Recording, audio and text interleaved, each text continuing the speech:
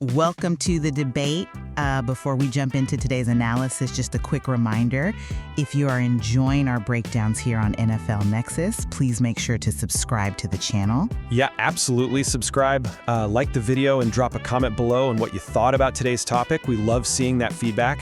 For sure. And hey, if you want exclusive content and some really cool perks, become a channel member. Just click the join button below the video. We've got a lot of great stuff in there. Definitely do that. It's a great community. It really is. So let's get into today's topic. Usually, when we look at roster building in professional sports, we tend to treat it like a clean math equation. Right, like it's just a spreadsheet. Exactly. You have a hard salary cap, you have 53 roster spots, and you simply plug in the players with the highest objective production to maximize your team's output. It seems super clean. Yeah, to the outside observer, it feels entirely binary. Like a player is either good enough to be on an NFL field or they aren't. We like to think of depth charts as just this simple, linear ranking from best to worst. But when you actually step into the world of the 90-man offseason roster, and specifically when you start looking at the bottom 10% of an NFL depth chart, that clean map totally breaks down. Oh, completely. It gets messy fast. It does. You enter this landscape of asset management that is, honestly, incredibly murky. And that murkiness is exactly what we are analyzing today with the Buffalo Bills. Yeah, we are looking at a seemingly minor transaction on the very fringes of the depth chart. The front office's decision to claim wide receiver Quentin Skinner off waivers from the New York Jets, and the corresponding move to release wide receiver Devin Tompkins. On the surface, fans might just scroll right past that transaction on their feed. Sure, it's just a bottom-of-the-roster shuffle to most people. Right, but philosophically, it highlights a massive, defining question about roster construction for a contending team. It really does. The central question here is this. Should a highly competitive franchise prioritize raw physical upside and developmental youth at the margins? Or, should they prioritize established veteran reliability and proven game experience? And here is where I stand on this. I will argue that prioritizing unproven, high-ceiling physical traits, like what Quentin Skinner brings to the table, is the optimal strategy for the bottom of a depth chart, especially when the top of your positional room is already crowded with established talent. Okay, I see where you're going. It's fundamentally an exercise in long-term asset management. Well, and I contend that discarding established NFL experience for a practice squad long shot is a fundamentally flawed approach. Really? Flawed how? I believe it overvalues developmental traits at the severe expense of the proven reliability that you desperately need when the inevitable attrition of an NFL season sets in. Okay, well, let's get right into the mechanics of why the Bills' strategy here makes perfect sense. When you look at the top of the Buffalo Bills' wide receiver room right now, it is already completely solidified. Yeah, they've made a lot of moves. They really have. I mean, they went out and acquired DJ Moore this offseason. They have Khalil Shakir returning. They drafted Keon Coleman, and they brought in Joshua Palmer. That's a heavy top group. Exactly. That is a robust, established top tier. Because those top 4 or 5 spots are totally locked down, the battle for the 6th or potentially 7th wide receiver spot doesn't require a high-floor veteran. It requires a lottery ticket. A lottery ticket. Yes, enter Quentin Skinner. We are talking about a 6'5" physical outlier who had a standout collegiate career at Kansas, finishing with 80 receptions for over 1,500 yards and 11 touchdowns. Sure, in college. But even though he went undrafted in 2025, he showed distinct, untapped potential during his preseason with the Jets. He produced 114 receiving yards over 3 games. He even had a game against the Giants where he caught 4 passes for 48 yards and a touchdown. That's real flash. I mean, I understand the allure of the unknown, I really do, but the Bills are taking an entirely unnecessary risk by discarding proven commodities for what is essentially a theoretical concept of a player. A theoretical concept? That's a bit harsh, don't you think? No, I think it's accurate. Look at who they let go. Devin Tompkins is only 5'8", yes, but he is a former 2022 undrafted free agent who has actually survived the brutal attrition of the National Football League. Survived being the key word there. But surviving is hard in this league. He has appeared in 36 career games across stints with the Buccaneers, Panthers, and Falcons. He has hauled in 29 actual NFL catches for 162 yards and a touchdown. He's been on the grass in real games. Look, I get that. But building a wide receiver room is like constructing a financial portfolio. Once your blue-chip stocks like DJ Moore and Khalil Shakir are secured, the bottom 10% of your investments should be high-risk, high-reward. Venture capital like the 6'5" Skinner, not low-yield bonds like a journeyman. Okay, wait, let me stop you there.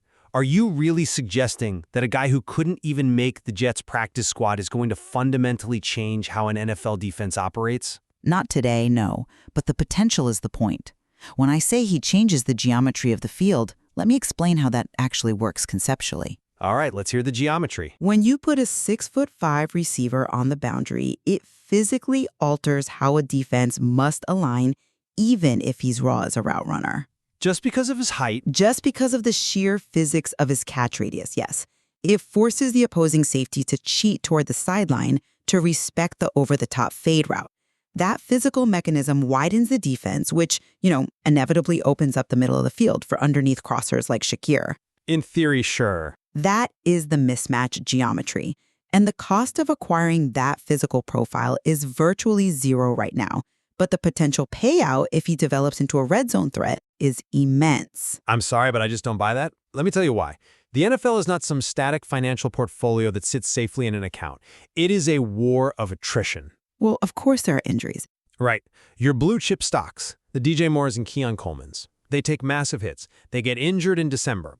And when they do, you cannot rely on venture capital that hasn't proven it can withstand the actual stress of a live NFL game. But you don't expect the sixth receiver to carry the offense. No, but you expect them to know the playbook. Let's look closely at Quentin Skinner's actual NFL resume because we really need to clear up the transaction mechanics here. Go ahead. He failed to survive cutdown day for the Jets last year. He spent the majority of his rookie campaign on the practice squad, playing only 16 snaps in Week 18. He had 1 catch for 10 yards. Which is nothing for an undrafted rookie. But worse yet, he was waived injured by the Jets this past June. And for those who might not know the exact mechanisms of that, being waived injured in June means the Jets were trying to sneak an injured Skinner through the waiver wire to stash him. Exactly, to stash him because they liked him. But every single team passed on him, so he reverted to their injured reserve, and then they eventually just waived him from IR. This is an asset the open market repeatedly rejected. But that's precisely how smart front offices operate at the margins. They exploit those exact procedural mechanisms. By picking up a guy no one else wanted? Yes. The Jets' decision to waive him from IR simply means he's now healthy enough to play, but New York didn't have room for him on their 90-man roster. It is a procedural loophole that allows a savvy GM like Brandon Beane to acquire high-trait players for absolutely free. Free in terms of draft capital maybe, but certainly not free in terms of opportunity cost. Now, if you're listening to this and looking at Tompkins' stat line, 162 yards in 3 years, you're probably screaming at your screen, "Who cares about this guy?" I mean, I kind of am screaming that. It sounds totally insignificant. It sounds insignificant, sure, but here is why those 162 yards matter deeply. To get those yards, he had to prove acute technical proficiency. He is doing the little things right. Like what? Like running the exact depth on his routes, lining up correctly, and knowing how to operate in a chaotic, fast-paced NFL huddle. When you need a receiver to step in on a crucial third down in a blizzard in late December because your starter rolled an ankle, you do not want the theoretical 6'5" project who might run the wrong route.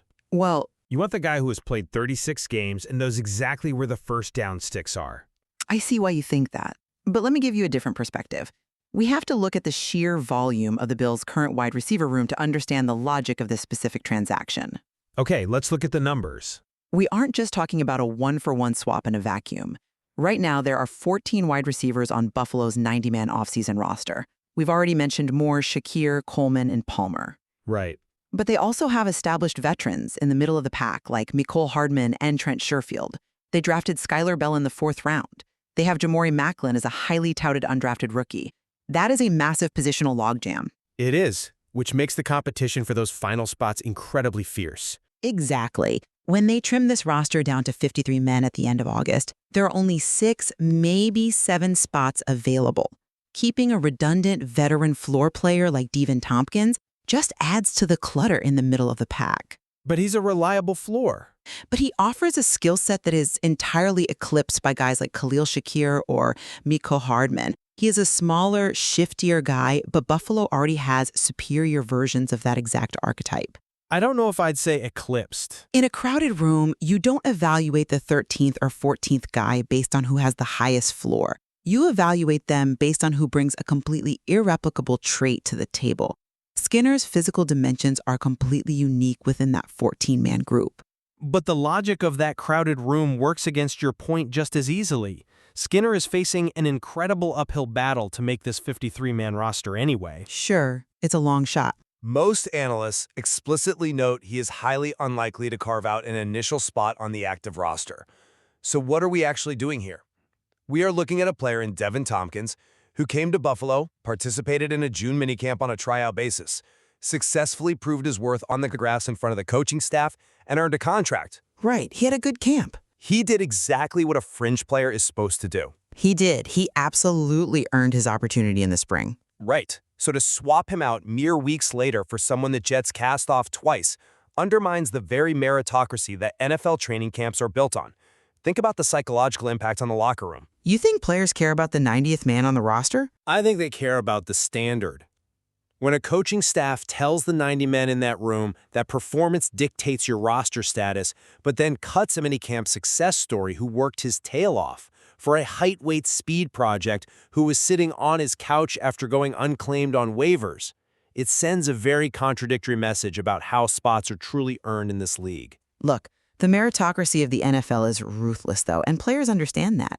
Tompkins earned a spot in June, absolutely, but roster building is completely fluid. Fluid is one word for it. General managers are constantly scanning the horizon for incremental upgrades and physical potential. Tompkins didn't lose his spot because he did something wrong or because the coaches lied to him. He lost it because a completely different profile of player became available on the wire. A player with no track record? But with traits you can't teach. And the Bills clearly view their practice squad as an incubator, right? It's a laboratory for development. They know Skinner is a long shot for the 53, but acquiring him now allows their coaching staff to evaluate his 6'5" frame in their specific offensive system during training camp. And if he fails? If he shows promise, you stash him on the practice squad. If he doesn't, the cost was merely the release of a player who realistically wasn't making the top 6 anyway. Well, this brings me to the glaring omission in this entire strategy, which is the alternative path available to them right now.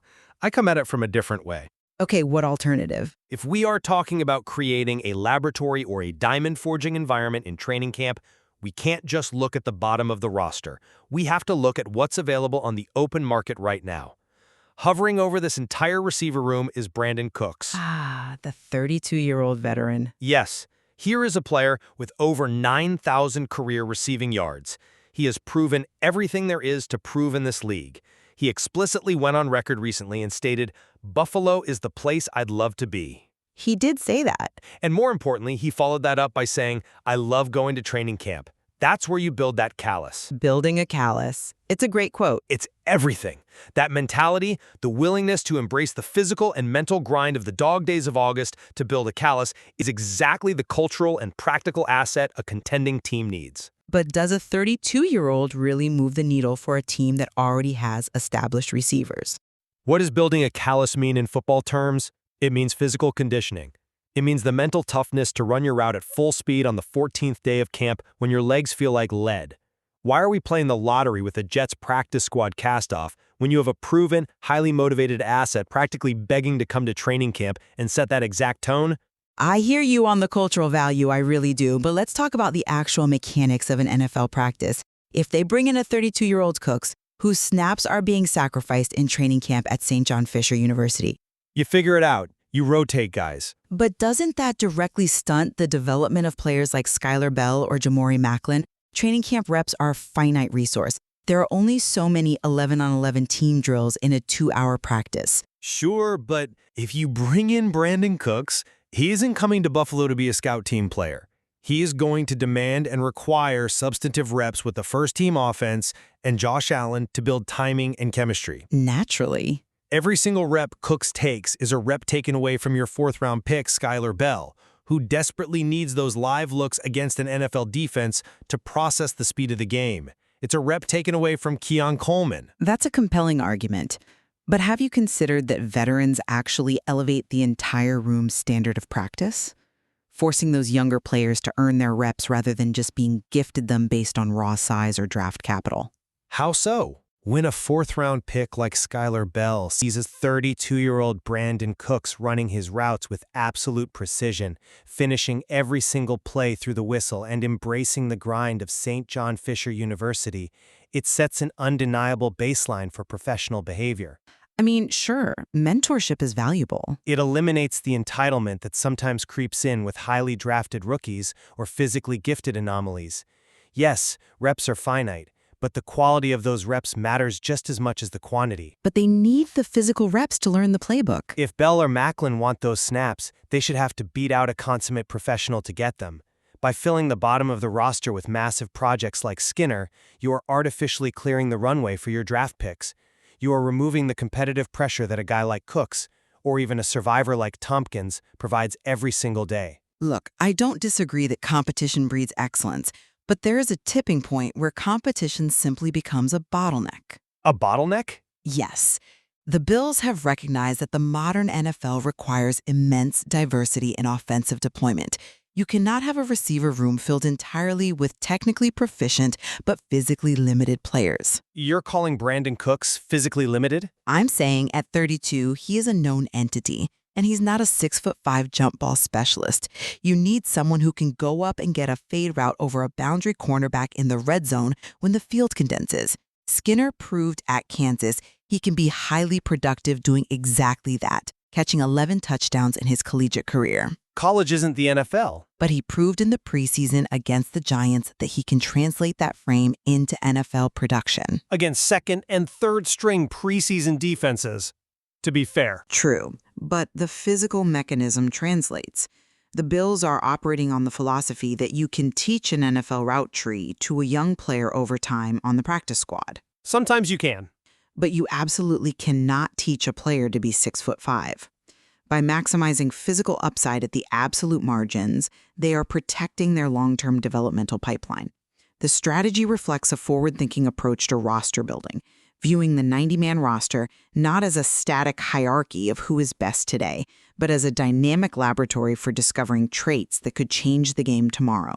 In my view of the Bills' strategy is that it introduces unnecessary fragility to a team whose singular goal is winning a championship right now. Fragility? Yes, fragility. By marginalizing proven production in Devin Tompkins, a player who navigated the perilous waters of being an undrafted rookie to carve out a legitimate 36-game career, and by ignoring the highly motivated, established talent of Brandon Cooks, the Bills are romanticizing the unknown. I wouldn't call it romanticizing. They are assuming that raw physical traits equal football ability, which is a fallacy that has doomed countless front offices.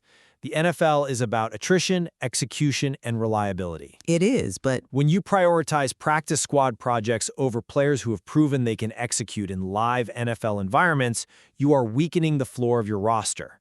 A championship team shouldn't be running a science experiment at the bottom of the depth chart. They should be building an impenetrable fortress of reliable depth for when December rolls around. well, if there is one thing we can definitively agree on, it's that with 14 receivers reporting to camp on July 28th, the Buffalo Bills have engineered what will undoubtedly be one of the most intense and fascinating positional battles in the entire league this summer. Oh, absolutely. The sheer numbers dictate that some very talented football players, whether they are high-floor veterans, technical route runners, or high-ceiling physical projects, they are going to be handed their walking papers at the end of August. It's just a numbers game at that point. Exactly. Balancing youth, physical traits, and veteran experience remains one of the hardest, most nuanced puzzles in all of professional sports. It really does. And it brings us right back to that opening thought, the diagnostic x-ray of an NFL roster isn't clean. Not at all. It isn't a simple binary of broken or unbroken, good or bad, starter or cut. It's a complex, murky calculation of risk, reward, and the geometry of the human body. Very well said. As you look at the bottom of your own favorite team's depth chart as training camps open, you have to ask yourself, when the season is on the line, do you want the structural security of a proven pillar, or are you willing to bet everything on a high-risk suspension cable that might just elevate the entire offense? That is the ultimate question. We'll leave you to ponder that. Thank you for joining us on The Debate.